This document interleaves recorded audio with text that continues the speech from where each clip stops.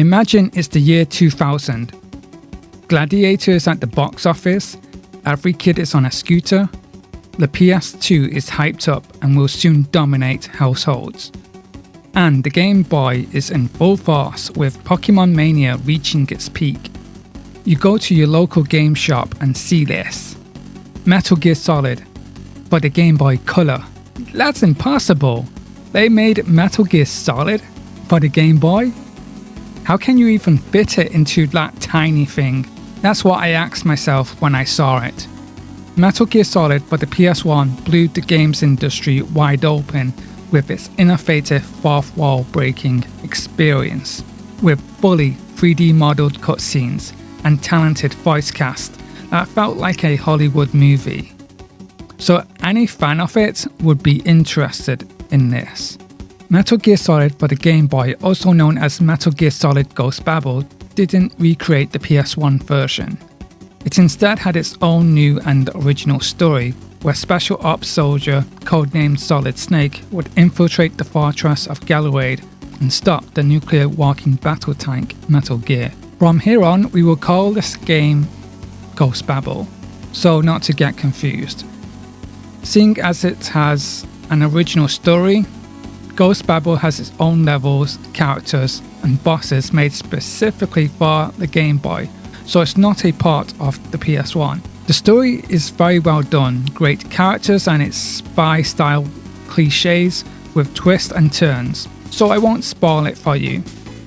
The codec is back, and there's new and returning faces to give you hints and tips, while also being a narrative tool. The pixelated sprite art style in the cutscenes look gorgeous, and for some reason Solid Snake is using his iconic MGS-1 sneaking suit from his Shadow Moses mission, which makes no sense, cause it's designed to keep him warm and cozy. Why is he wearing it in a jungle? Iconic nonetheless. If it weren't for your suit and your shot, I would have turned into a popsicle out there. It takes the original first two Metal Gear gameplay style, a top-down camera perspective, as Snake sneaks behind walls and obstacles to avoid the enemy's line of sight. The Soliton radar makes a return. Snake can punch, crawl, knock on walls, squeeze, and shimmy into tight spaces. There are a plethora of items to get that will be extremely useful on his mission, and an array of weapons from handgun, assault rifle, and even grenades. There are many guards, dogs, surveillance cameras, and traps too.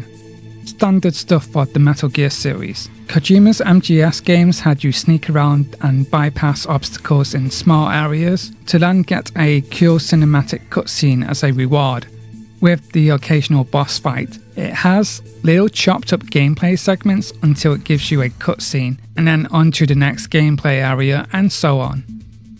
Despite its graphical limitations, there's so much in Ghost Babel's main mission that has multiple big areas such as jungles, a power plant, aqueducts, drainage ditch, and a warehouse to name a few. Of course, the final area being the underground maintenance base where Metal Gear resides. For story reasons, MGS1's final areas lack challenge, and many gamers who replay it again find the backtracking tedious. Ghost Babel puts the play into the gameplay, allowing you to play these stages and then save your game after completing a stage. It's simple and has that pick up and play quality, although some text and cutscenes can be a tad too long. Safe to say this is a Metal Gear game through and through, but my viewers, I cannot state this enough. This is one of the best video games I have ever played, and probably the best Game Boy game I have ever played too. Unlike MGS1, Ghost Babel is chopped up into stages, and each stage has a gimmick, from running through a tidal wave, infrared lasers, and to using the cardboard box on conveyor belts to progress. For example, in MGS1, there are mainly two rooms with infrared lasers, the armory and the tank hangar leading into the snowfield. You can either use the cigarettes or get the thermal goggles to help you bypass it.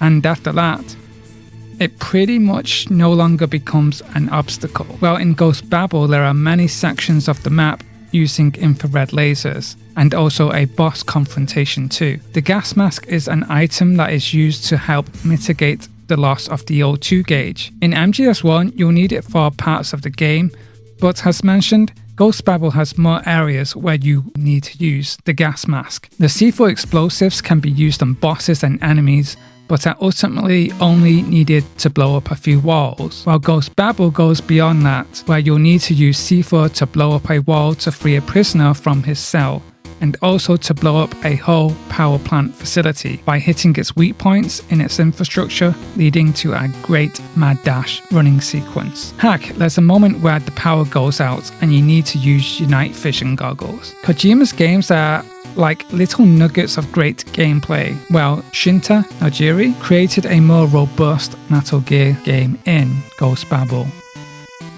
Every single item you use is totally important and will be used multiple times in multiple stages. There is a whole warehouse segment where you need to use the correct cardboard box to travel through a maze-like facility.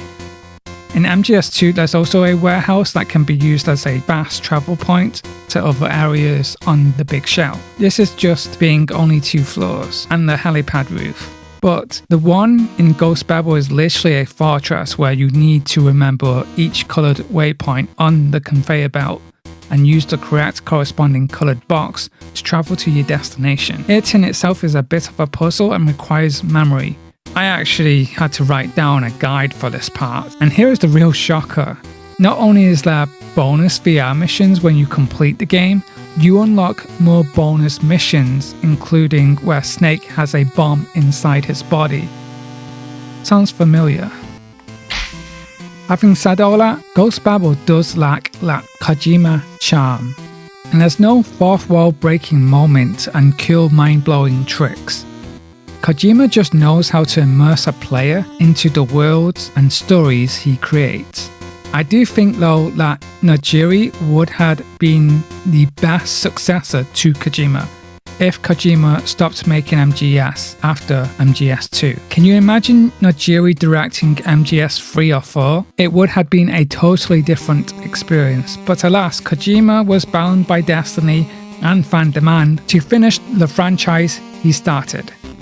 The illustrator Ikuya Nakamura provides the character art, and for some reason, for me as a kid, I thought it was Yoji Shinkawa's art, but he just done it in a different style. Needless to say, the art style is really good and has a manga look to it. I kinda like it. Ghost Babel is one of the best games ever made, even for a handheld. Well, not just for a handheld, it is one of the best games ever made. It rivals Metal Gear Solid experience in a Game Boy.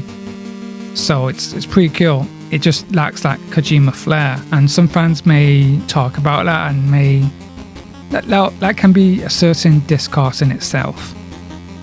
Don't let the graphics and music fool you. It may be dated and somewhat archaic, but it does its job. The ditty chiptune music that you're currently listening to is sufficient, and I love the tracks in this game. Yeah, the soundboard is off the Game Boy, but it's still good tunes. Metal Gear Solid HD Collection Volume 2 may be praised for letting MGS4 leave its PS3 jail, but it should also be praised for letting Ghost Babel leave the Game Boy jail too. It is a classic game, and if you are a Metal Gear fan and not played it yet, what are you waiting for? Go for it, freaking awesome.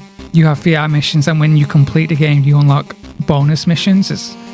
There's so much replayability to it. It's really good. It's all that on a little Game Boy. Honestly, amazing. I don't even know how they did it. It's just pure magic. But yeah, I always wanted to talk about this game, and I finally had the chance to do it, and now we got Metal Gear Solid Volume 2 Collection that's out. And honestly, yeah, if you are a Metal Gear fan and you've not played it, you're missing out, honestly. So go play Metal Gear Ghost Babel. But yeah, tell me what you think.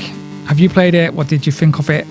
If you've not played it, please tell me what you think of it looking at the gameplay and the style of it. But yeah, it is a great game, and I really hope if they do remakes or other Metal Gear games in future, like a reboot of Metal Gear and the storyline of it, I like it to have that kind of vibe with the gameplay where I'm using all the items, I'm using it to defeat obstacles, and it's so chunky gameplay as well, which, let's be honest, the gameplay in Metal Gear games is just fantastic. But yeah, and I don't know why I've just had some kind of issue with my throat, so it's kind of difficult to talk right now, so hopefully it's not too bad.